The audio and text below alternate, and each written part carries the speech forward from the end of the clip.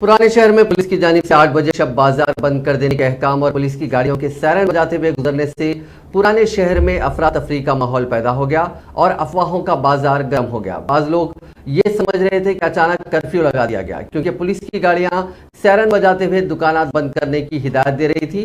वाज़ेह है कि शाम के वक्त से रहमदार पुलिस स्टेशन की जानिब से स्पीकर्स के जरिए ये ऐलान किया जा रहा था कि अपनी दुकानें 8 बजे से पहले बंद कर दें।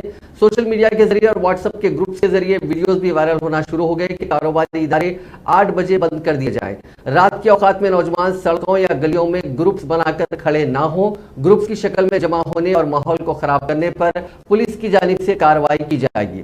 पुलिस के ऐलान और बाजार अचानक बंद कराने से अवाम में सख्त तशवीश की लहर दौड़ गई। इस सिलसिले में आला ओहदेदारों से रब्ता करके तफसीलात हासिल करने की कोशिश की गई, लेकिन ओहदेदार बाजार बंद करवाने के बारे में तफसीलात बताने से कासिर थे।